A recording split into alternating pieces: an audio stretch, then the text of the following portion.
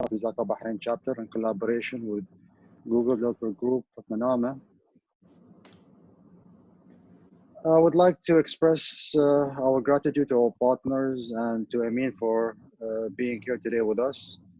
As the situation with COVID-19 is unfolding and being felt throughout the world in Bahrain, I would like to take this opportunity to convey our deepest sympathy and heartfelt engagement to all of our members, family, friends, and the people of Bahrain during these challenging times.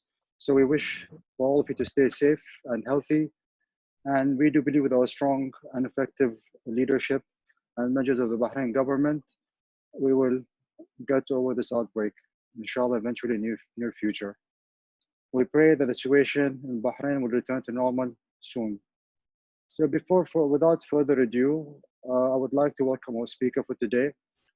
I've known Ameen for quite a while, and he's a very good and interactive speaker. Today, it's an important session on reverse engineering, understanding software's behavior. For those of you who don't know Ameen Altajer, he's the CEO of INFINITEWARE, an AI artificial intelligence company. He has more than 15 years of experience in software development. He has worked in R&D in Saudi Arabia, Aramco, and the United States. His experience spans multiple technological disciplines, including AI, security, penetration testing, 3D programming, and so on. He's also the founder of the game development scene in Bahrain.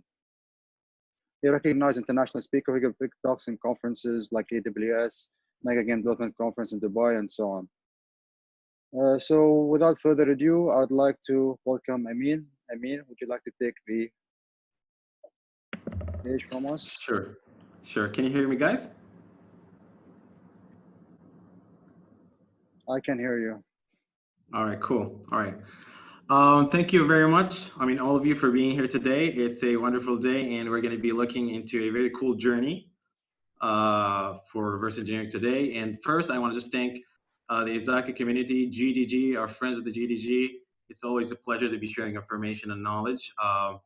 Dr. Mazen, thank you very much. Dr. Asra, and the people that are powering this sort of events. So thank you very much, and let's get into it. So the topic of today is going to be called Reverse Engineering 101. It's a very humble introduction. So it's not going to be very technical and detailed, as you would expect if you're already somebody who has a lot of experience in reverse engineering.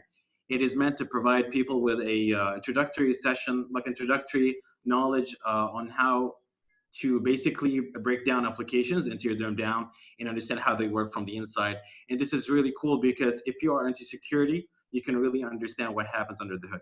Now, this is really important for me personally because with the whole trend with ransomware, it becomes really important for all of us security engineers to understand what happens under the hood of each application. That brings a lot of fear to those people out there. So yeah, I think Dr. Mazen already presented, I think he gave a sufficient background about what I do, but just to keep it fast and sufficient, my name is Ameen Altajer. You can always contact me at ameenaltajer.com.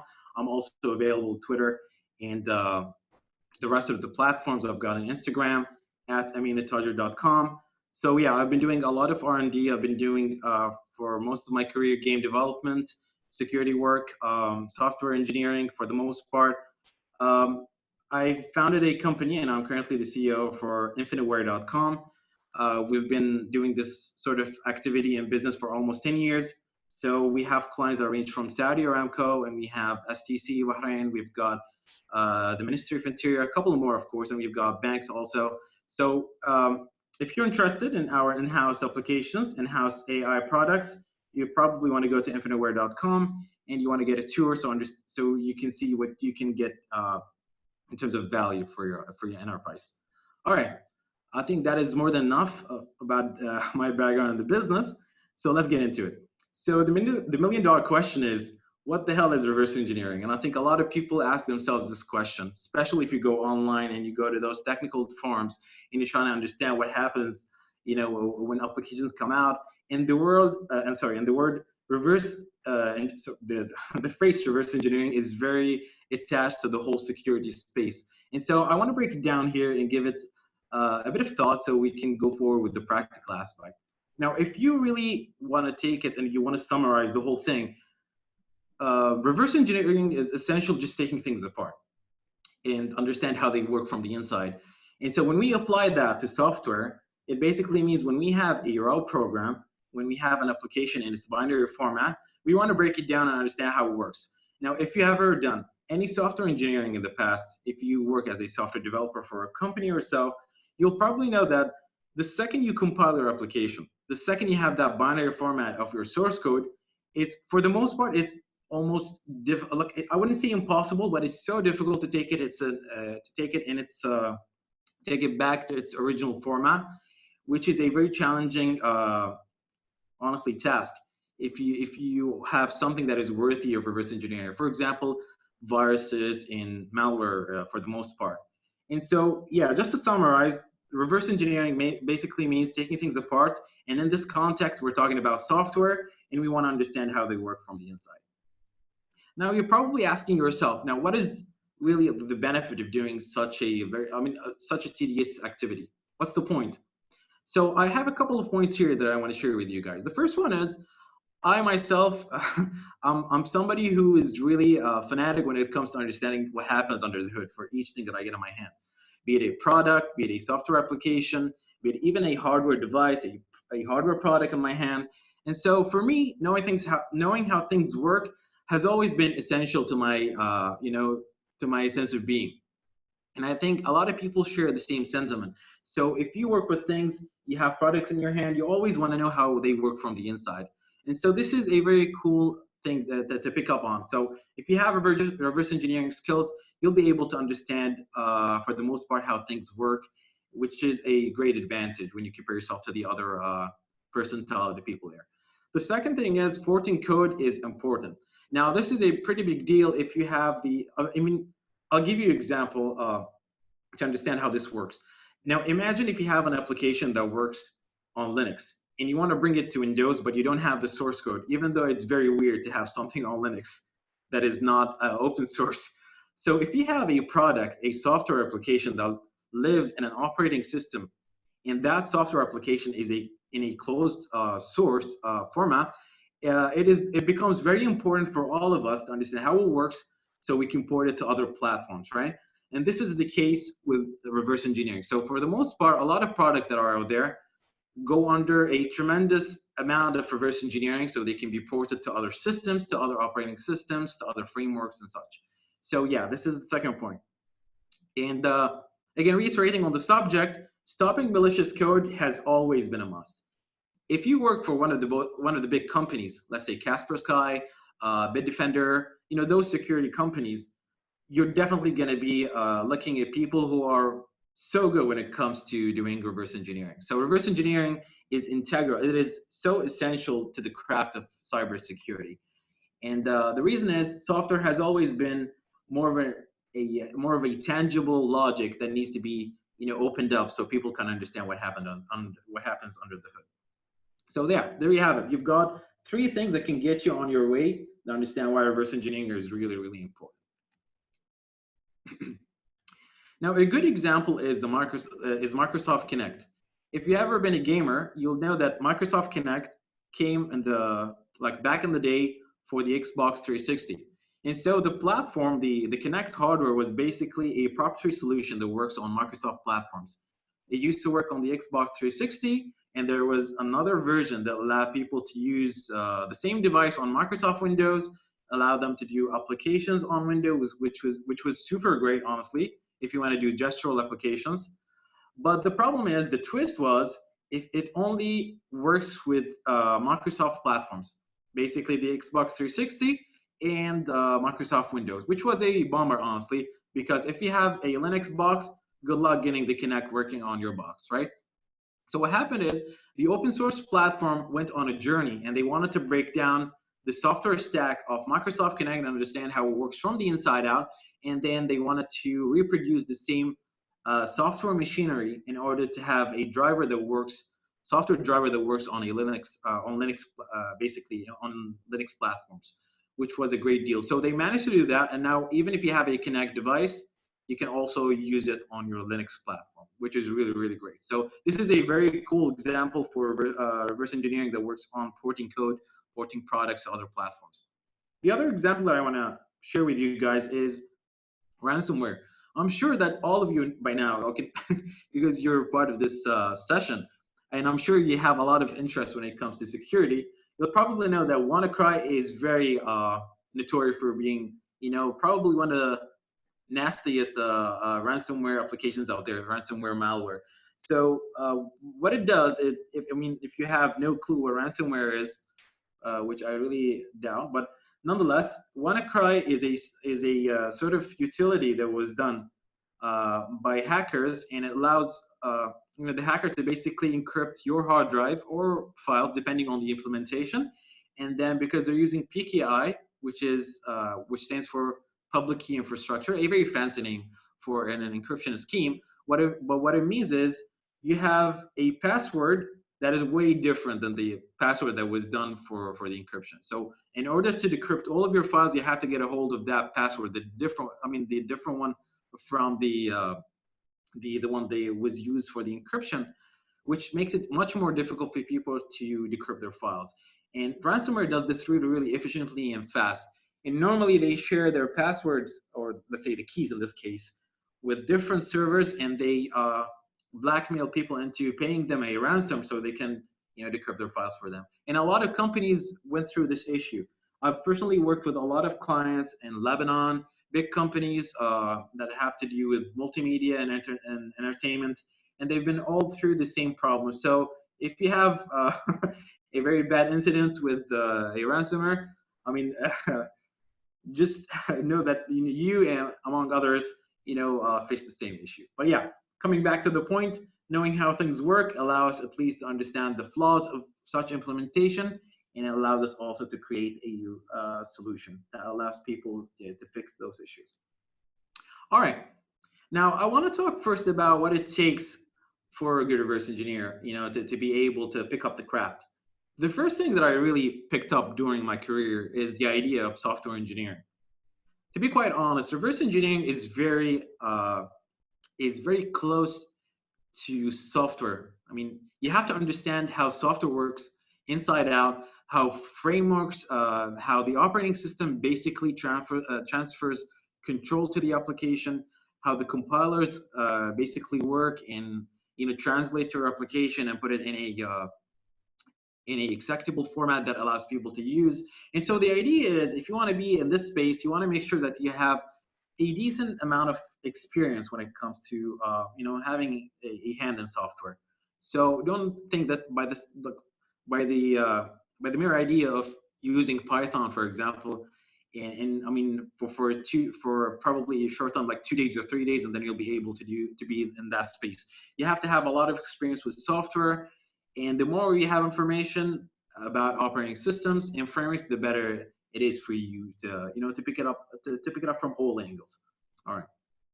So this session is going to be divided into two parts. The first one is going to be a bit of housekeeping. We're going to be talking about the principles that are really important for people to understand what happens under the hood, and a couple of principles about computing and how software works essentially. And then we're going to take it down to actually breaking code and having practical stuff in our hands, which is going to be cool. You can take my word for that. All right. So before we just go in, at any point you have any question, please shoot it here in the comment. I'll be more than happy to help you guys. And again, remember, this session is very casual, so there are no formalities. There's no concept such as stupid questions, so just shoot it out in here, and I'll be more than happy to provide the answer that I know. And then if I don't know anything, I'll probably just say that I don't know. Okay, so chapter 1. Let's talk about a bit of housekeeping. Let's talk about software for a bit. Now, the million-dollar question is, how do computers work, right? And this is really cool because if you look at all the elements that make up our software stack, you begin to understand how magical the computer industry really is. So it begins with the hardware itself. So you've got CPUs, you've got GPUs, you've got your motherboard and every single thing in here. And the ultimate purpose of the hardware is to just realize whatever that you do in terms of software. So your software basically translates into an intention, into logic, into a software logic, and then that works, that runs on top of the hardware. So we rarely deal with the hardware unless you are a hardware engineer. But for the most part, it's really important even for veteran engineers to understand what happens on the hardware. There's a lot of nitty-gritty details, when we talk about CPUs, how they work.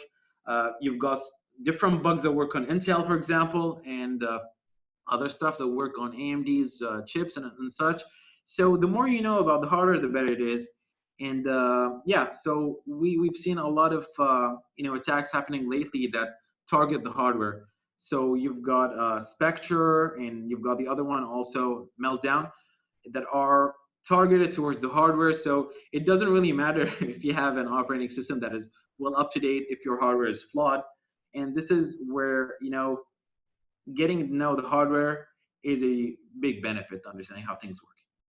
Now, as a application developer, you don't normally work with the hardware itself. It is very difficult to write code that runs on the hardware. You have to pick up probably assembly. You have to understand how to talk to the CPU. The CPU is a very notorious beast that requires a certain protocol in order to talk to, in order to accomplish things. And so it is not really trivial for people to go and do their magic on the hardware directly, unless you're working with an industry like game development, where it is really important to squeeze every cycle out of the CPU. And this is why we have operating systems.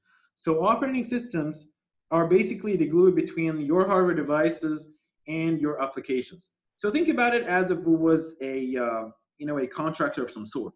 So your machine is basically your house, and the contractor, in this case the operating system, allows you to get a lease on some of the properties, and it allows you to live in those houses, in these houses.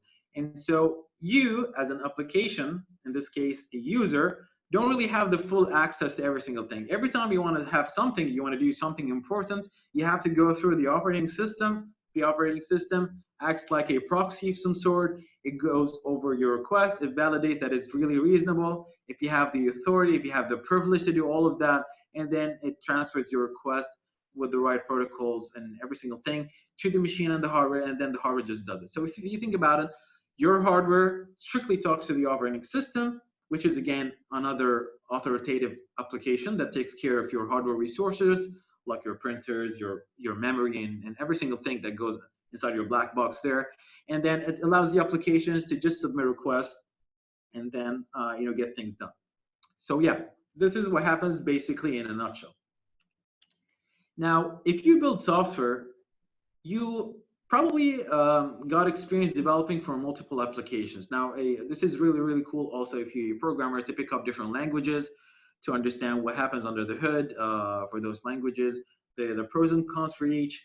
But if we had to summarize and categorize those languages, we'll probably end up with two categories. You're going to have compiled languages, and you're going to have also interpreted languages. So the compiled word has different characteristics that are really, really different from the interpreted world, and they have pros and cons in each category. So I want to go through them, and I'm going to give you examples for those languages. Now, the compiled world is made up of different languages.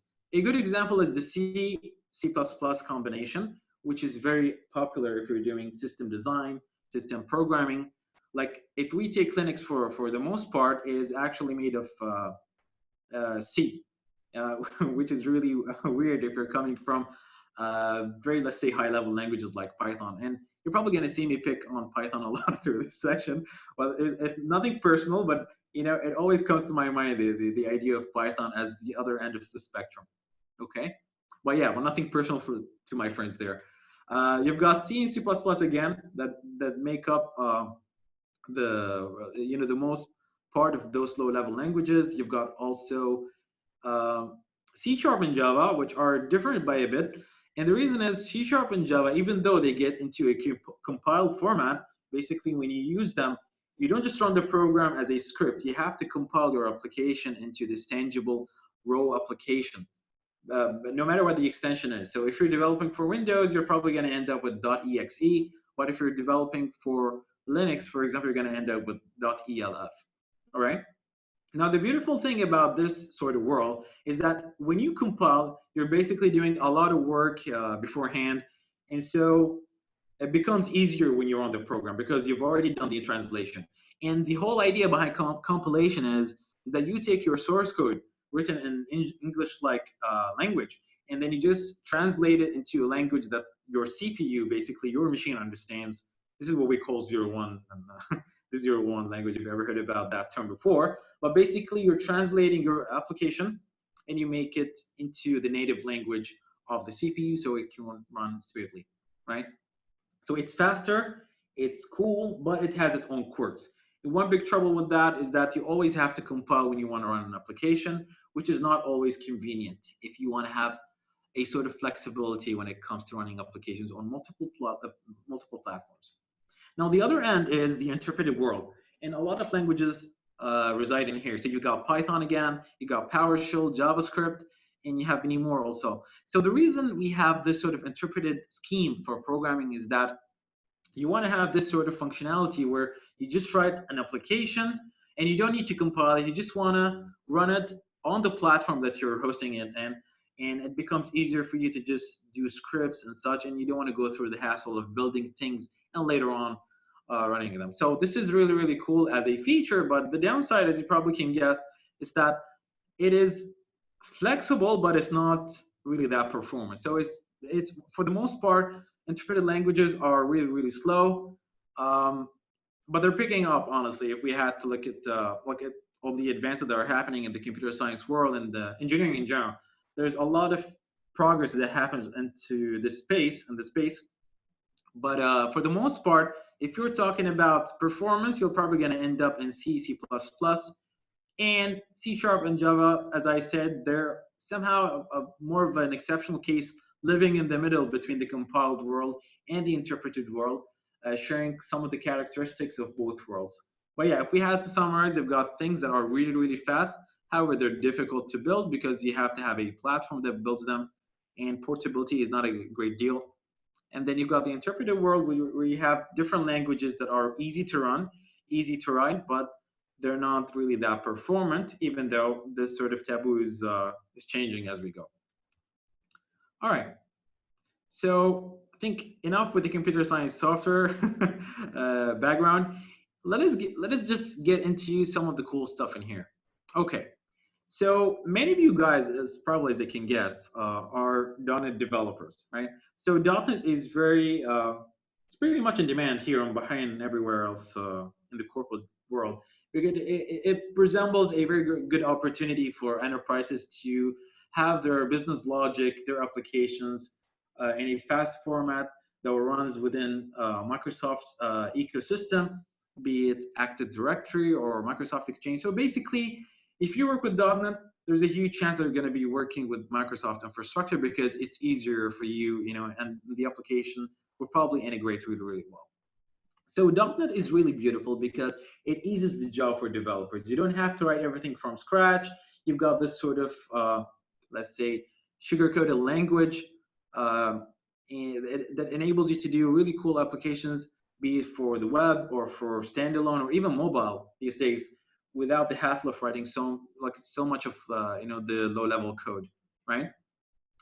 And so a big issue that a lot of people go to when they start with the .NET ecosystem is not understanding the difference between applications that are generated using C++ or C or C Sharp on the other end of the spectrum.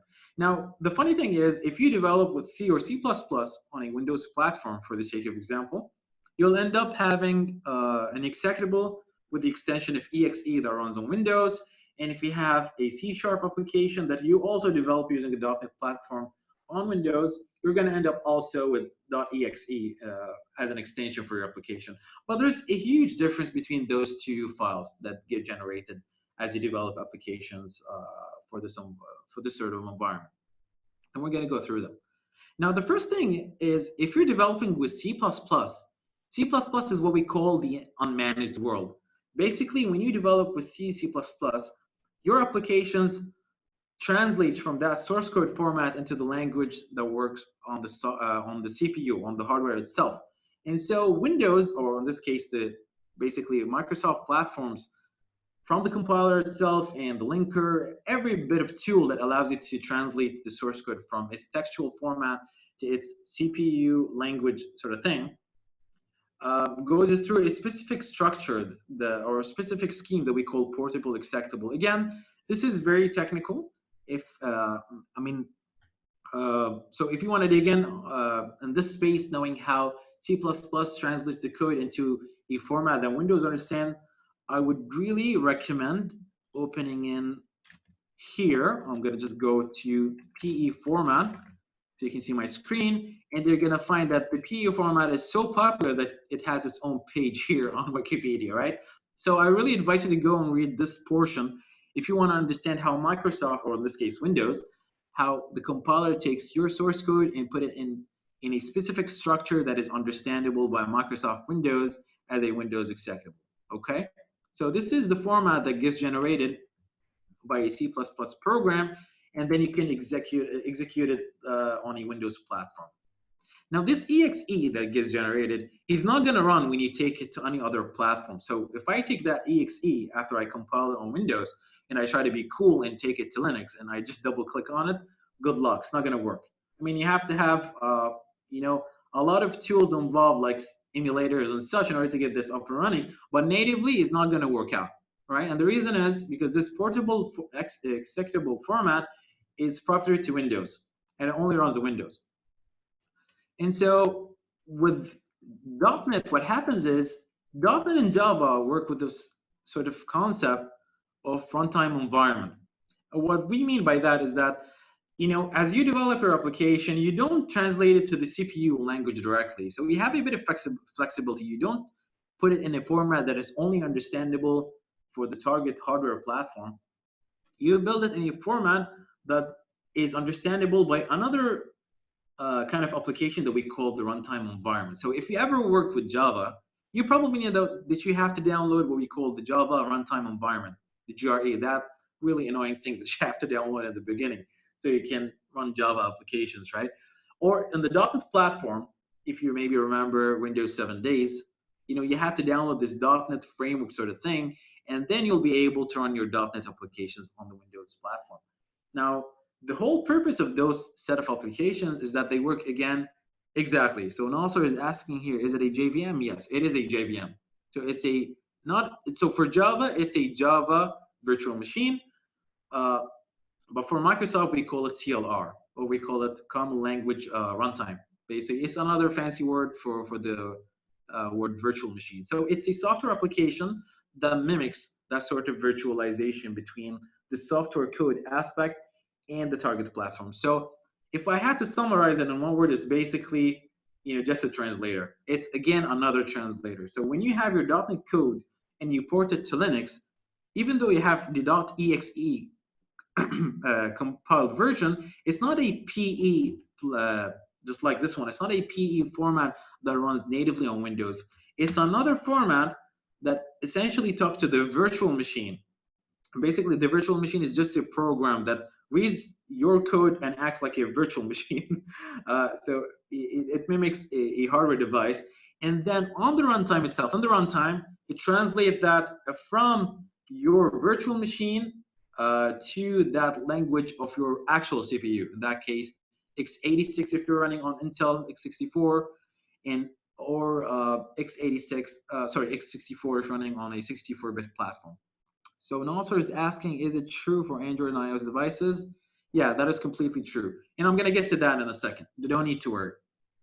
Okay, so just the idea is .NET and Java, they take characteristics from both worlds, the interpreted world and the compiled world, and they live in the middle. So they're not completely compiled languages. They get compiled, yes, but in a different language other than the target platform or target CPU.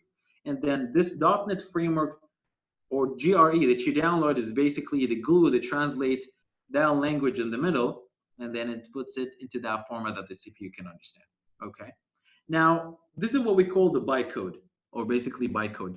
So bytecode is the language that the virtual machines understand. All right. So when you build applications in C# or VB.NET also, or Java, when you compile, you have this bytecode format that is understandable by the virtual machine, and then the virtual machine changes it from bytecode into the target platform, sorry, to the target platform that your CPU understands, be it an ARM processor or an Intel processor, x86, x64, it doesn't really matter for us as long as the CPU understands it in the variant.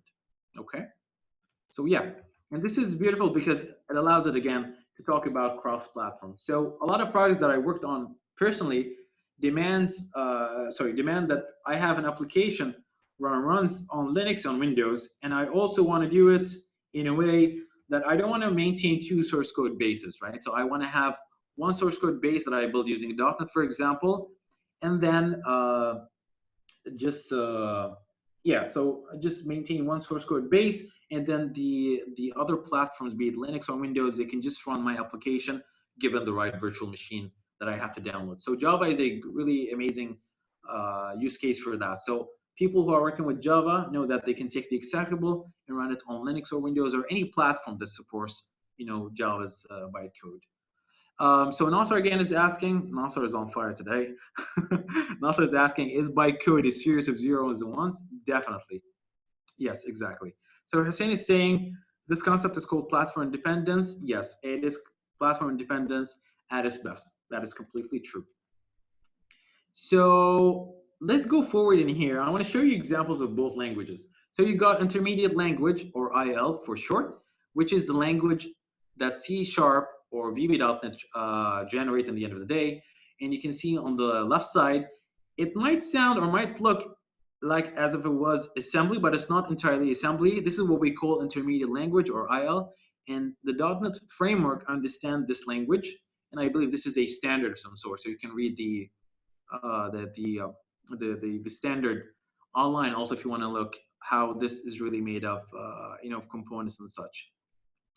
So Muhammad Naeem is asking, is C# a hybrid language, works on Windows and Mac? Initially when it came out, it was only for Windows, to be quite honest, but as the .NET platform is gaining more and more traction, there's a lot of platforms that are now supporting this platform. You've got, for example, .NET Core that runs by default on those platforms. So it works on Mac, Windows, and Linux, which is really, really beautiful. So if you're working on a website, you don't have to worry about running a specific emulation scheme on the target platform or such, because .NET Core by default works on you know, cross-platform, basically cross-platform, right? Coming back to the subject, you've got IL on the left and true assembly on the right. And if you ever work with the x86 architecture, you're gonna definitely, you know, pick up on some of the mnemonics here on the right side. And mnemonic is just a fancy word for commands that are written in assembly.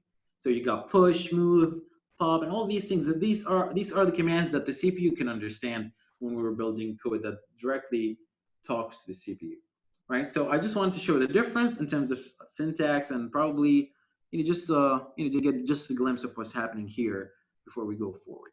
Okay. All right, let's go with the demo first here.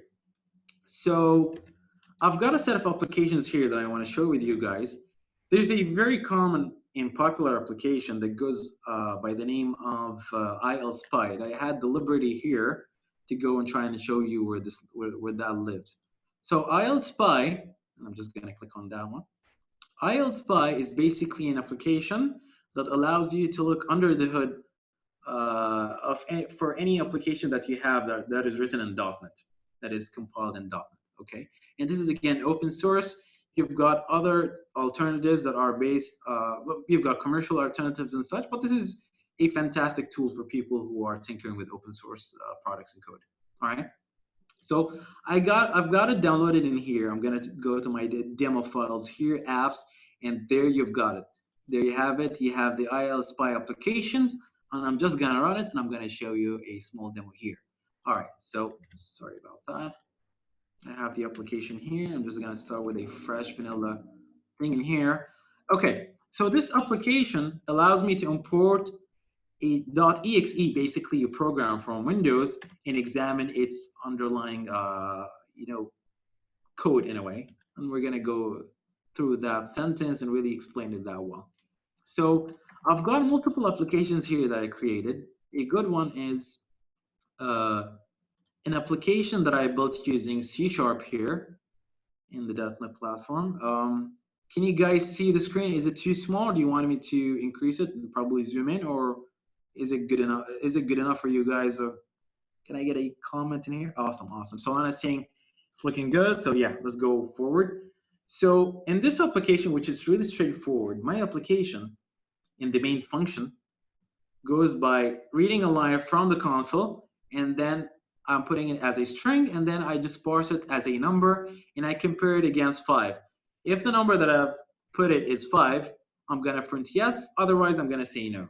And just to make sure that I'm not bluffing here, I'm gonna say Control F5. I'm just gonna show here that if I put 7, it is saying no. Awesome. And if I do compile again, I'm sorry, run it again, and I say 5, I get yes. So far so good when it comes to understanding the business logic. However, this application is now when you see it in its compiled format, all right, let me just have more space in here. You're gonna find that in the bin folder, you're gonna find an exe. I'm not sure if you can see this, but it's saying here console app1.exe. This is the deliverable that I get by compiling this application. And this is a good example of, let me just increase the font a bit more for people to understand here. See, based on the request of Muhammad. I think now it's way better. Cool. So if I go to the application again, which is in the .exe format, this exe is built using the .NET framework. And if I take it and I drag and drop it on ILSpy here, voila. If I open it, believe it or not, and this is going to shatter so many dreams for the .NET programmers out there. If I go in here, I can actually see the logic. It's a bit masqueraded, so it's a bit not clear as I put it back in here. For example, I've got a variable here that says test, all right? And then here, it got, so I got it as S. So if I have to summarize here, ILSpy is basically a decompiler. It takes your application from its raw format to its original source code format. In this case, with .NET, it's fairly easy because the way .NET is made up, it allows people to take it from its deliverable format, from its raw executable format to its original source code format. But with it's a bit of lossy, so it's a bit lossy. This is why the variables, they don't come exactly as we think they're going to come into. For example, instead of just I had S here as the variable, but nonetheless, the logic, the behavior here is exactly the same, all right, which is really, really beautiful. Now, with ILSpy, it's really awesome that it allows you not only to run an application, but to actually change the behavior. So I'll give you an example. If I go in here, there's a plugin called Reflexel, all right? So Reflexel is this sort of application, sort of plugin that is on top of ILSpy. It allows me to see the IL code of my application. So my main function is fairly easy. You've got simple code in here, and it translates to this source code, to this IL code that runs on the .NET framework. Nadia, just hold your horses for a second. I'm gonna get into that. I'm gonna share you. So yeah, I honestly have a bit of more experience maybe in the IL code, so I would understand that this line in here is probably going to be translated as that in here in the IL code. So what I'll do right click and edit, and I'm going to change 5 to 6. And what I mean by that is that now I change the logic of my application to compare whatever that comes in through the console against 6, not against 5. It used to be 5, but now I'm going to compare it against 6. And to do it in a fancier format, I'm just going to go to the application here and save as my application, and I'm going to say patched. Okay, so I'm just going to say 3. I've honestly done a bit of rehearsal here just to make sure that I don't get myself embarrassed. So yeah, you've got the executables here, but this is the one that we just generated. I'm just gonna where is that one? Where's PowerShell? Yes, I'm just gonna run PowerShell in this place, and I'm gonna say console app 3, which is patched. And now if I put 6, I'm gonna get yes. So yeah, I just changed the behavior of the application just to show that I'm not bluffing. I'm gonna put the existing 5, and now it's saying no. So what I've done so far is I managed to change the behavior of the application, even though I don't have the source code, which is really, really cool. So a lot of people do that when they want to change behavior, write key generators, or they want to crack applications in an illegit way. All right. How can we protect API keys or sensitive information, how it's coded inside them? Yeah, so there are many ways. I'll just continue the presentation because this requires a bit more explanation. I don't want to break the momentum of the presentation, but I'm going to get into that in a second. All right. Going forward, I want to show you something else. All right. So you might think that because you've got IL-SPY, you'll be able to put any application in here and just examine the content. And this is not true.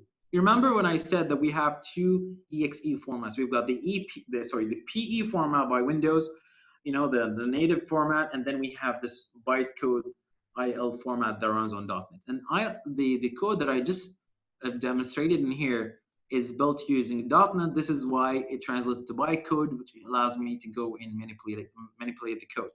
But if I go in here and I have another application that I have, MPC, which is media player, forgot the last word in here, but nonetheless, if I put that application, I know it's an exe application, but it was not programmed in C# or Vue.NET, I get this message. This file does not contain managed assembly, right? Oh, thanks, Sarah.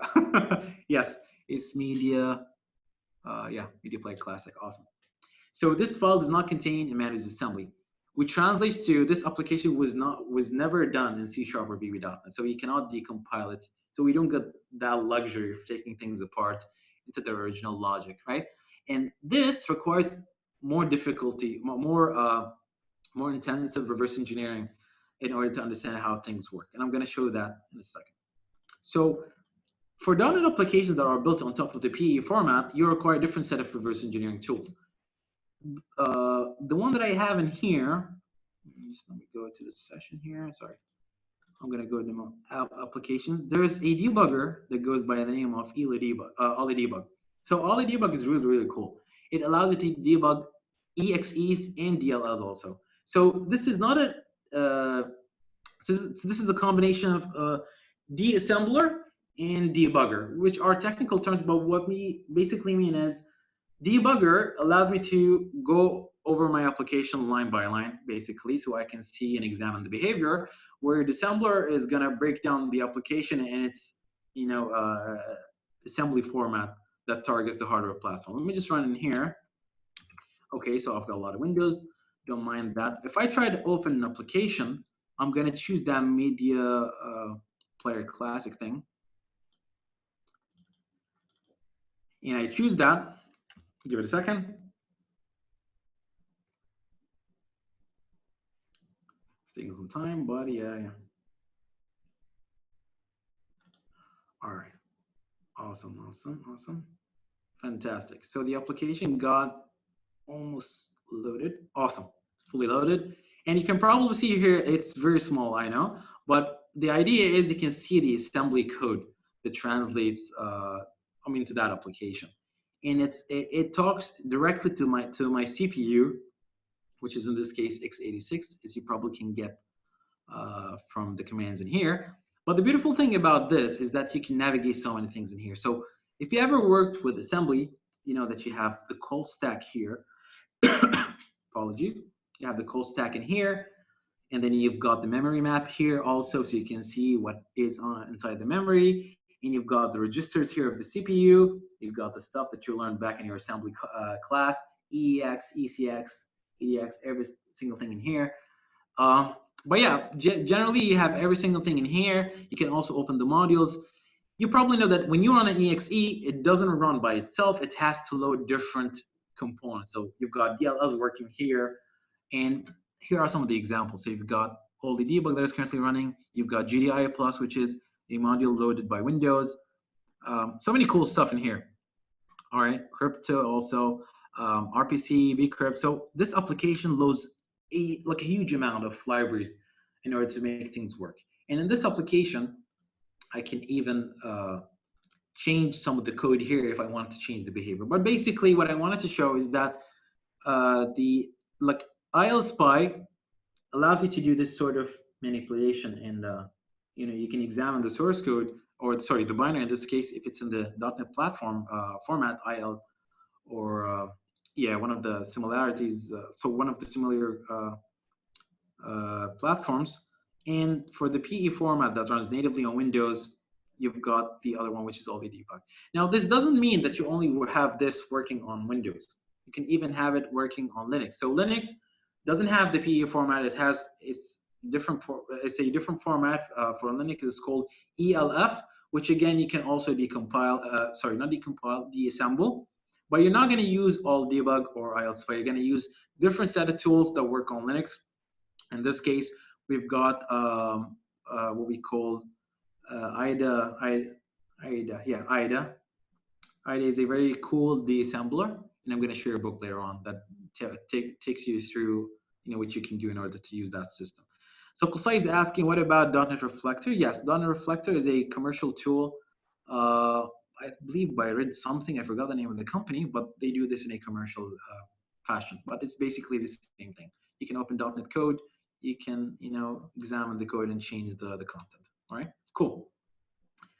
Is it possible to do reverse engineering to obfuscate Java jar? Yes, definitely. And I'm gonna show you in a bit. All right, let's continue. So I meant to show you ILSpy, Reflexel. I show you some of this. Let me show you some of the obfuscated code. Just talking about what Hussein is asking here. So I've got ILSpy again, and I'm gonna show you one of the application here that are obfuscated. If I open this code here, which is an assembly that I got, you're gonna find a very weird set of characters here lined up, right? So you've got C, P, OK, whatever that means. But when I go inside and I try to see the content, God damn it. So you see this crazy sort of debug message that says error decompiling the code, or even worse, when you find code that does not make sense. So you've got different names, different stuff in here, and so yeah, if you want to go and understand how code works in an obfuscated format, good luck with that. You're going to have a very rough time. And so if I wanted to just break it down for the people who don't understand what obfuscation is, so a lot of people understood that this is a common issue when building software applications, that people can reverse engineer something for code when it's in the compiled format, and they take it back to its original format, which made it a lot worse for commercial products. And this is why the need of obfuscation came on board. So obfuscation is just taking your code and then going through an engine that somehow makes it random, changes the name of the functions, changes some of the words of the the names of the variables, changes a lot of things. It's just like a huge, it becomes a huge salad thing. All right, and you won't be able to understand the behavior easily. I mean, technically you can understand it if you put a lot of effort, but it is generally very difficult. And so this is the case with this assembly here. So this application has been through an obfuscation engine. You won't be able to see the content directly. In fact, the compiler I'm using, ILSpy, is having a very rough time understanding how this works. But if you run that application, it is going to work. So it's not broken. It is just, it is completely masqueraded into this new format that does not allow hackers to understand what the behavior is. Okay, cool. So we got that out of the way. Let's talk about Android for a second. So you'll probably know from this slide that I have a lot of love for Android. Now, Android is a very cool technical stack. And the way they do this is that they're basing their work in Android on the Linux operating system. I'm not sure if you know this, but believe it or not, Linux is just another flavor of Linux, just to show you that Linux is everywhere, no matter what you do. So this is the simplified Android stack. If I had to summarize it, if I go from up, you've got the application that you write in Kotlin or Java, and then they run on Android frameworks. So you've got call manager, I think, or phone managers for the people who are working with Android. All right, the custom built frameworks by Google. And then you've got Android runtime and native libraries. So if you ever done some work on Android, you know that the Java virtual machine on Android is called Delvik. I'm not sure if they've changed it also, but it's called Delvik as far as I remember. And you've got native libraries that work directly in C or C++. So your code basically benefits from two different worlds. It uses some of the code that was done for Android by Google or any OEM basically in its Delphic format or in its Java format. And then you've got native libraries that are in their C, C++ format that call directly into the hardware. And you have hardware abstraction layer, which is out of the scope, but you've got Linux kernel in the very end. So all of your code talks eventually to the Linux kernel, which is written in C. All right. Now this is cool here because if you think about it, if you do an application, eventually you're using the same Java infrastructure to build code, which allows us also to do a bit of reverse engineering because remember Java is very similar to .NET. They're both using the bytecode concept, the platform independence thing that we talked about, and in here I want to show you how you can do that. So I've got a an application here. It's called app-debug.apk, which is the final deliverable that you get when you want to upload your application to Play Store by Google, right? Hey, Yusuf, what's up? Awesome. Good to have you here. So yeah, you've got this APK file.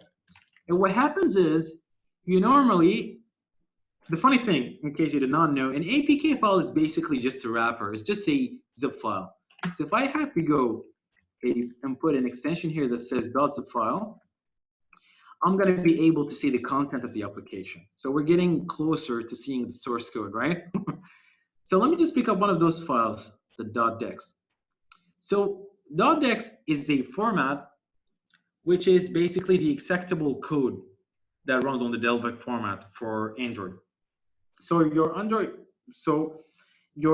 Android system basically works with DEX files because it treats them as if they were jar files for Java, right?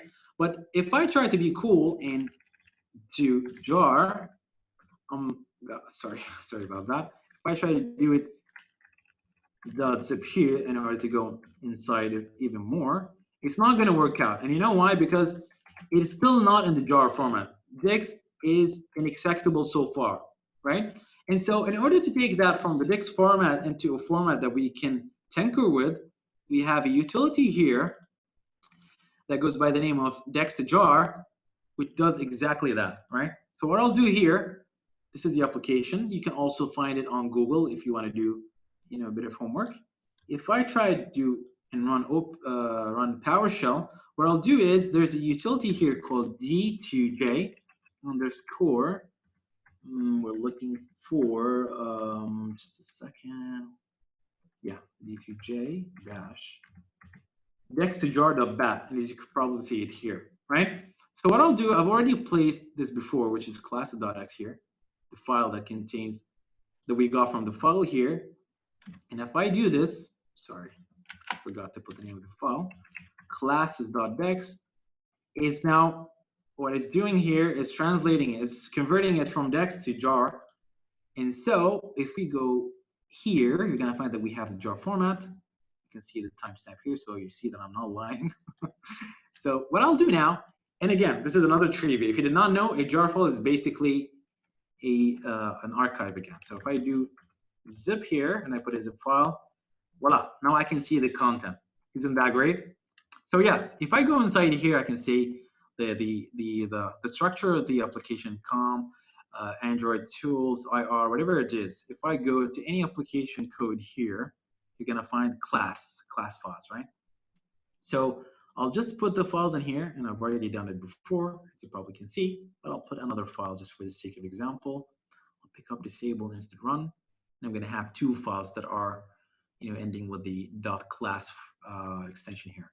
Now .class is no longer a zip file, so you won't be able to do that trick anymore.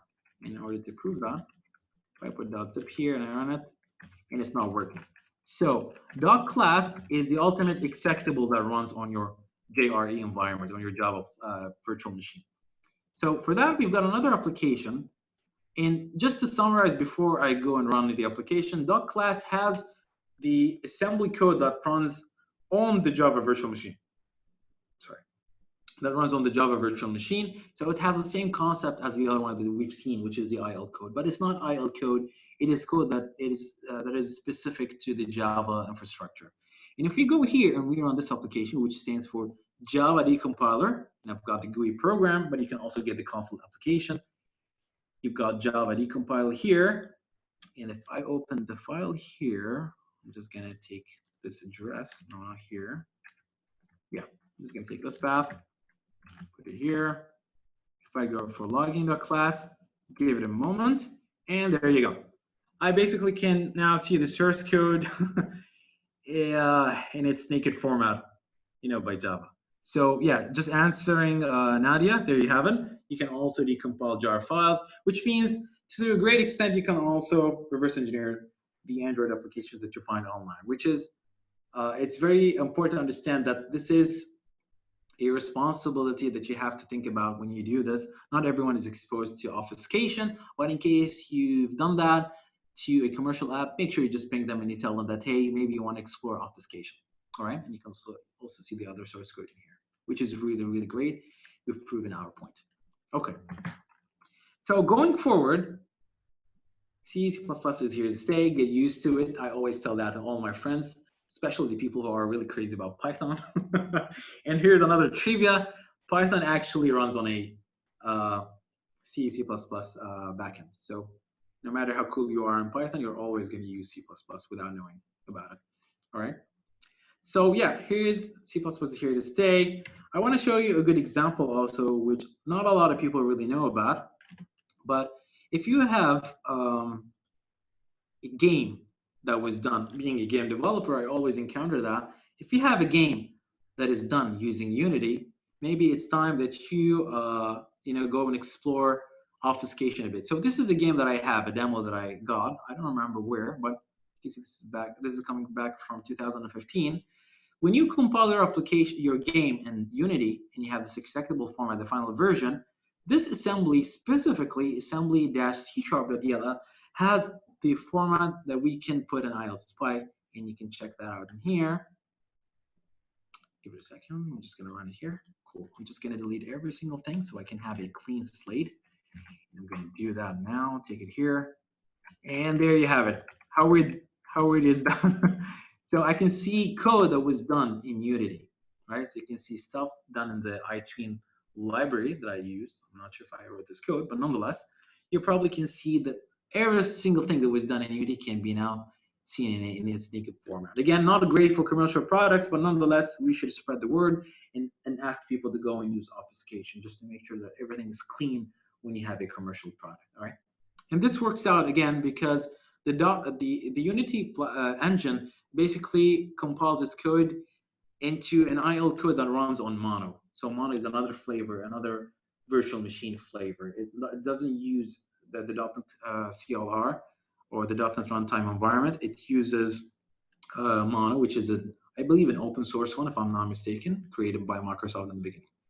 So we're kind of saying, what if ProGuard is implemented? Does that create a block to reverse engineering? Yeah, so ProGuard, if I'm not mistaken, is a obfuscation framework, obfuscation utility. It does that before you actually generate your code for production. So you probably want to invest, in then understanding how the tool works, right? Okay, going forward, C++ is here to stay. Again, it's cool if you're using C++, you have more performing code, and you don't go over any runtime environment. But the quirk is you always have to compile your code for the target platform, right? So if you have your code and you want to run it on Linux, you have to compile it on Linux to link against the Linux platform, the Linux kernel. But if you want to bring it back to another system, let's think about, like, even if you have another operating system and another CPU that powers that target system, you will probably need to compile again. Because remember, compilation in this sort of world takes it into the language that the CPU understands, not the operating system specifically. It's the CPU that eventually has to run the code. Cool. We've done that. Oh, we've done it already. So we've used Ollie debug to show how you can even, not really decompile, but more of a deassemble exes and see their code in the ex86 format. Okay. You can also do that in DLLs, by the way, not strictly the exes. Now, another form of reverse engineering that I want to share with you guys is the idea of Wireshark. So Muhammad is asking, wondering how much is C++. Very good one. So Brian Starstop, the creator of C++, is definitely paying me every now and then. So you got me there, Muhammad. Sorry. Okay, so Wireshark and Fiddler are other forms of reverse engineering, but they don't do it basically on the source code base. They just do it, but in a different sort of scheme. So let me show you. So if you are a network engineer, you probably heard about Wireshark, which is a very cool tool that allows you to uh, basically eavesdrop on the networks that you have in here, the interfaces, and allows you to pick up the traffic. So what I'll do here, I'll do put a command line, all right, and I'm gonna do ping google.com for the sake of equal. Sorry, I'm gonna put -t so I can have it going here. I'm gonna scan in here, and I'm gonna just wait for a second. Sorry, just gonna do it here on the Ethernet. Give it a second, and there you have it. All right. So the funny thing here, if you actually see the traffic in here, and you can see that this is an ICMP, the ICMP protocol, which translates to this traffic that is going out of my machine to google.com, you can see something you probably did not see before, which is, I've got a string here going from A all the way to, all the way to here, high at the very end. So when you ping a machine, you're basically just sending text to the other machine and waiting for it to come back to you with a reply. So all of these things are possible because we've got tools like Wireshark that allows us to go and really eavesdrop on the traffic and see. Now there's another application that I really dig.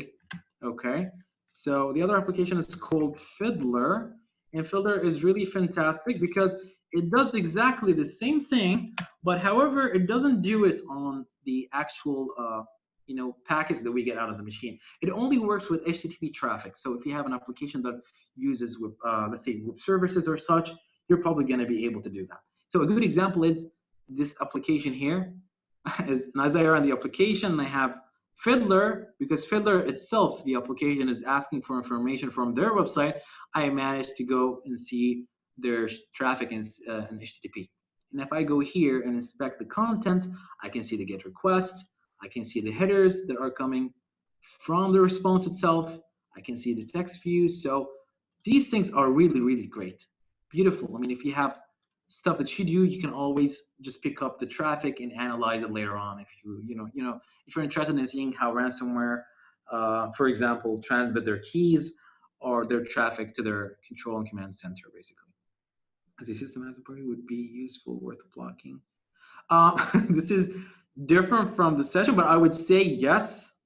I'll always keep black boxes online. I don't want to give any proof to people that my machine lives on the internet, so I don't want to expose anything that can get the hacker to probably break into any system. So ICMP, if you don't need it, just remove it and you're good to go. Okay, so this is Fiddler, a very useful tool. And going forward here, obfuscation is basically this idea, just like we've reiterated earlier on, just a couple more lines here. So when you have a function written in JavaScript, hello, and it just logs a message to the console, this code with the power of obfuscation can become this. And you can probably tell that this is almost, difficult, not really impossible, but super difficult to break down and take it back to its older format, right? So yeah, complicate your logic whenever possible if you're putting your stuff on the internet for production. My best advice that I can get to you guys, right? I've already shown you obfuscation, and yeah, I just want to close by saying that with great power comes great responsibility. I don't want to sound like a hero coming from the Spider-Man movie, but it's really important to know that with every tool that you learn, with everything that you learn, you can probably, wreak havoc, or you can probably do good things also. So reverse engineering is a very cool tool. It gives you a lot of power to inspect stuff, how they work from the inside, but nonetheless, when you use it in the, in an incorrect context, you can really do a lot of trouble, right?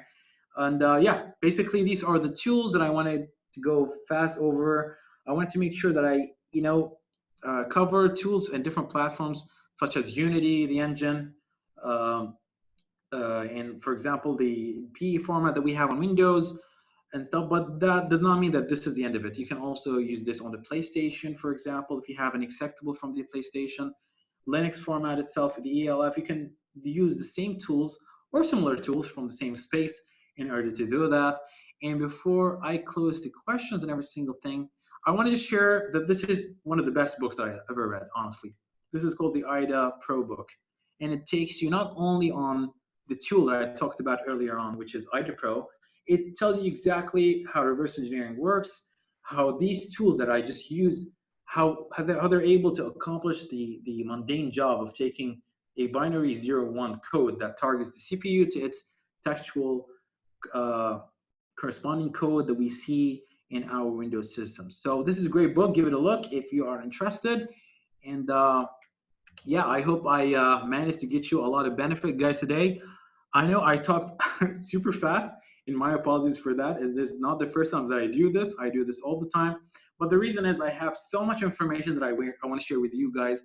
And I think 1 hour is not good enough for me to just, do all of these things. I normally do this session in a 3-hour window. And I believe Lana remembers this also. We've done it in 2 hours as advertised, and then we finished it in 4 hours, which was probably half day. So yeah, there you've got it. You can always contact me on ameenaltajer.com, but please don't hack me.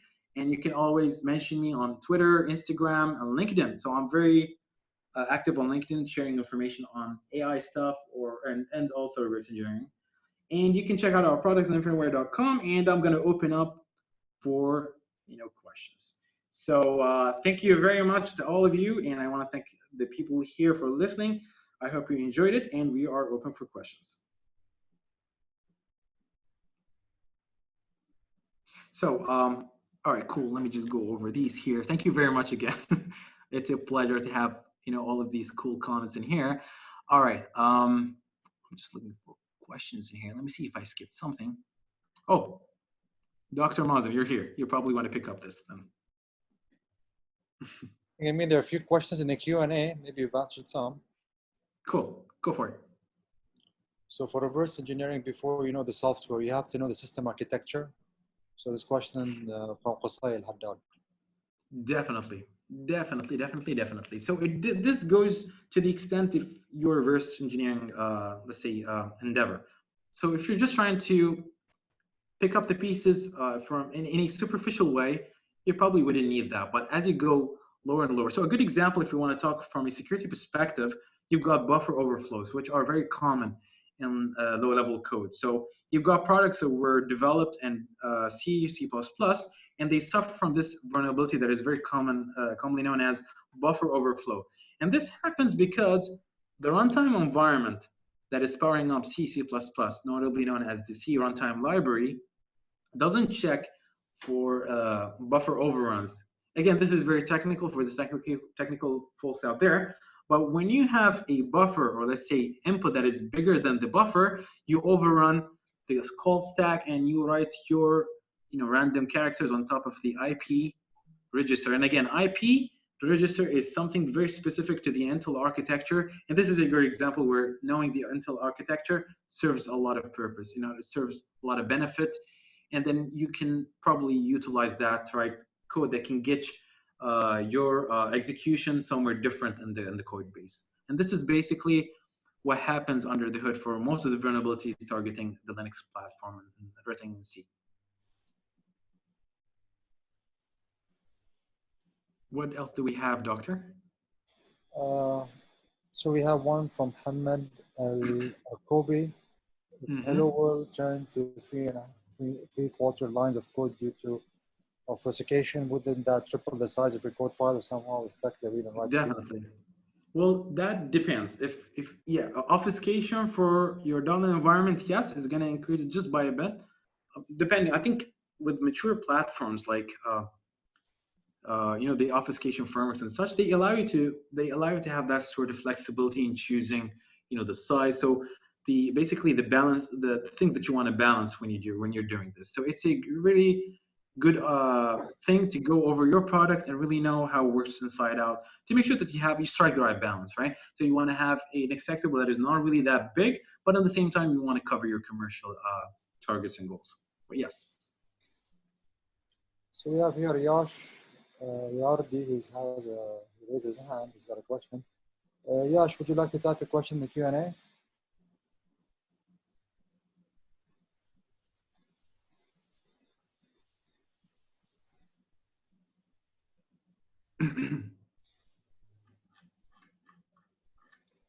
Okay.